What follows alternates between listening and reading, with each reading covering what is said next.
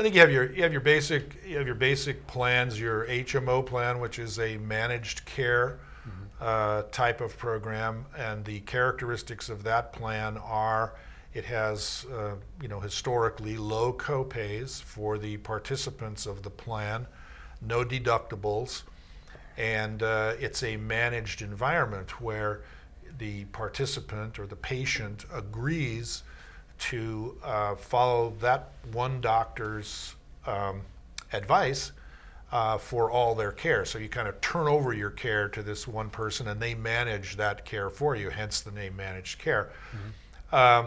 These are favorable with employees because when they have encounters, they typically don't have to pay very much, a small copay or maybe a $40 copay, something of that type, but not the deductible part of your PPO plan. I think probably the most famous and competent of these groups is Kaiser. They've run a staff model HMO, which basically means that the doctors in the hospitals are employees of the Permanente Foundation, and then the Kaiser hospitals are connected with them. So that's pretty good.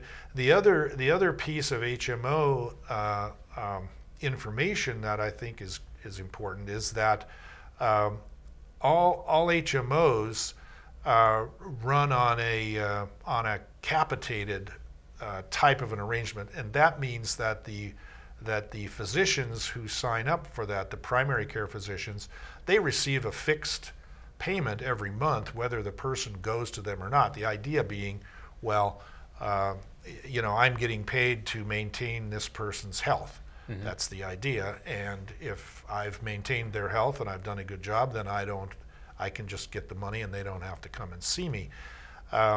However, with the financial responsibility comes probably the main drawback of any commercial HMO as opposed to the Kaiser, and that is that when the participant thinks they need a referral to a specialist, that might be a little harder to get because the payment for the cost of the specialist comes out of the monthly stipend that the primary care physician gets. So, and again, we've talked about this before, that that's kind of the problem with HMOs, is it's pretty hard to get a referral. A lot of times, or that you have to, the primary care physician wants to take care of your care because he doesn't want to send you to somebody else. That's kind of like the issue there. You have a PPO option, which is another form of managed care. It's a preferred provider organization, but basically now the responsibility for care is passed back to the participants. So I have a list of preferred providers that have agreed to discount their services to the plan, and if I use one of those providers, then I get a discount, I get a higher benefit, and it's a lower cost to me. PPO plans also typically have coverage for non-participating providers, which is just any doctor that has a license. And so some people like them for that respect, that they're not bound by the providers of the plan. However, these days, the PPO insurance for non-participating providers is really, I could only consider it as a safety net. It's really not very good insurance at all. Huge deductibles and huge co-insurance programs.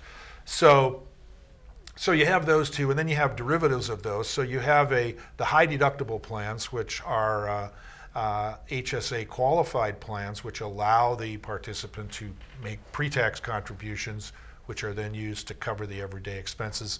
And these days they have those in both HMO form and PPO form.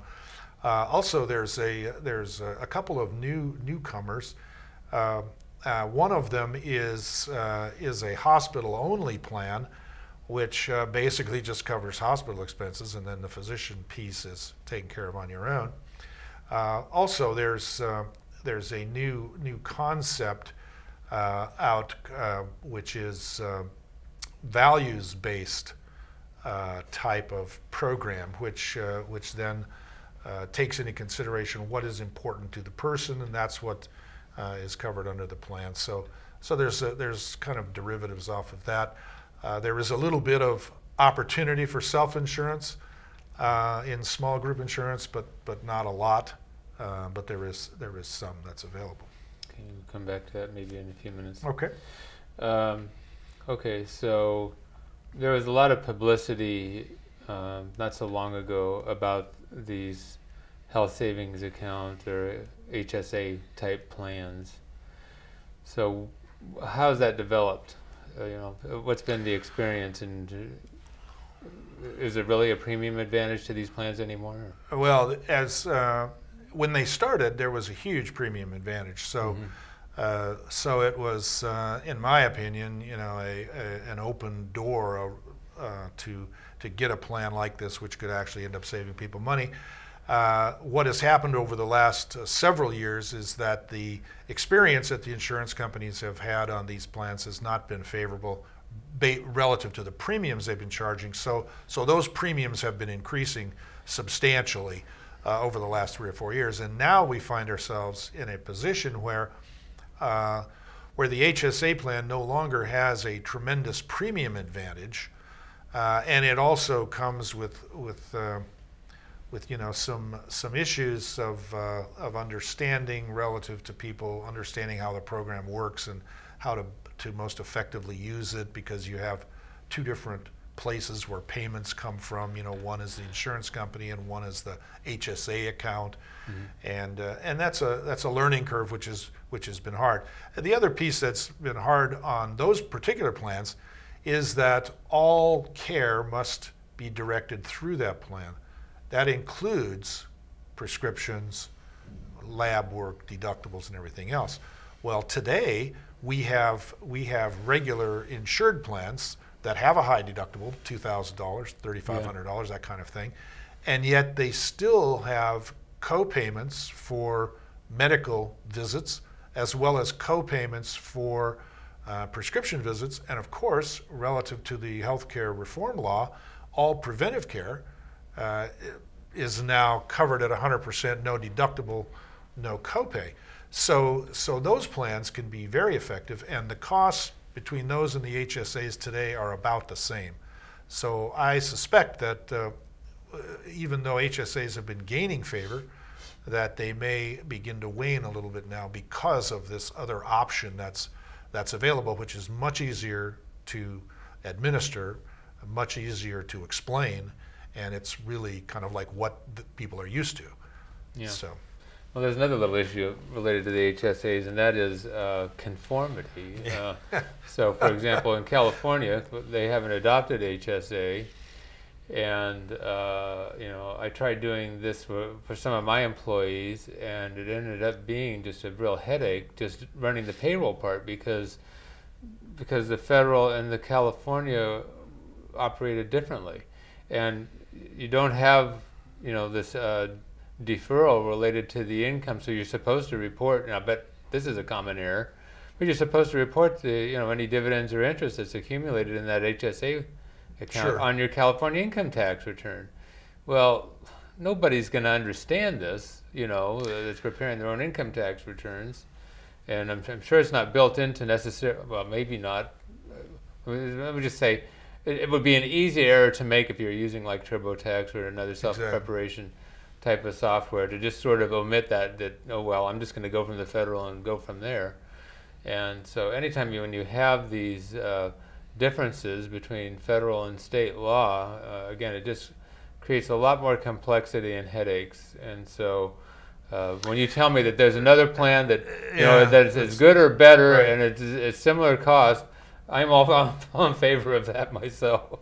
Well, I think you bring up the conformity issue, and certainly that is a consideration that takes some extraordinary explanation, not to the participants even, and not only the administrators of those programs. And I don't have a good answer to why it hasn't conformed. I will say you take a look at California relative to the federal law as it applies to domestic partners, same-sex domestic partners, and they don't it's the opposite. It's the flip side of it. So Yeah. so I don't know how that would come out. But again, it may be moot in that if these plans do coincide in premium, there's going to be probably less demand for the other type of program, and now Anthem they have a plan that's for their large group, which is 50 or above, that includes a network of ACO, accountable care organizations, which are a provision of the new law, which basically is the design of the new law to reduce costs. And these ACOs organizations they agree to take care of someone for a flat fee. So it's no longer every time you go you pay a certain cost. It's just, this is what we're gonna charge. So and they've just gone live with 32 of these effective January 1. So the jury is out, if you will, on whether that's going to work or not. But Anthem Blue Cross in California has a large group plan that now offers that, and they will have a small group plan defined as 50 or fewer employees that allows that ACO plans as network as well. So there's some things that are changing that are bringing those pricing points together. Okay. So we talked about being maybe a partial self-funded plan. Maybe you could explain a little bit about how that works and why it may be an alternative that some small employers might want to look at. Sure. Partially self-funding just means that the employer is going to pay a portion of the benefits out of their own bank account, either themselves or through a third-party administrator. So what we might have a plan that has generally a $5,000 deductible, and we insure that with Anthem or Blue Shield or Aetna or United Health or somebody like that. And so the first $5,000 is not going to be covered. Well, that premium is going to be somewhat low because the insurance company knows they have no responsibility until the claims of any individual person are greater than the deductible amount. Now, so the premium that they pay to the insurance company is low. But of course, from the employee's perspective, they look at a $5,000 deductible and they say, well, I don't have any insurance at all because I'm going to pay everything up to $5,000. And so the employer might come in and say, well, okay, look, I will go ahead and reimburse you 50% of your costs up to $5,000. So the employer is going to pay half, the employee is going to pay the other half as their part, and then once you get to the $5,000, then the insurance company kicks in. So that portion that the employer pays is the self-insured portion. So today there's two ways to do that. Number one is you can use a local outfit, third-party administrator that specializes in that, located out of Visalia. So we have clients with them that are happy with the whole program. The other method is that Cigna is currently offering a partially self-funded program to groups of 25 or above. So now we have down in the smaller group area the opportunity to basically design a plan that would fund the whole thing on a shared funded basis. So the whole key to it is, are the claims going to be less? The claims and the administration costs going to be less than what it would cost you to just buy an insurance policy? Right. And I would say that at this point it's pretty hard to tell now, whether it's going to be less or more. But again, that's why you do it. So there's risk. I'll just throw this out a little bit, and that is that there are some special tax rules that apply for these plans, and it works better with the C corporation than with other types of corporations, and you have to have a very broad, it can't be discriminatory. So that's another thing that you have to look at when you're evaluating the cost. So in other words, have a good lawyer, good Well, CPA, and good insurance person that you work with in putting one of these things together. you know, that's probably good advice no matter what you do. Okay, Don. We're really getting down to the end here, so maybe you can just throw out a word of wisdom for small employers that are thinking about their medical insurance.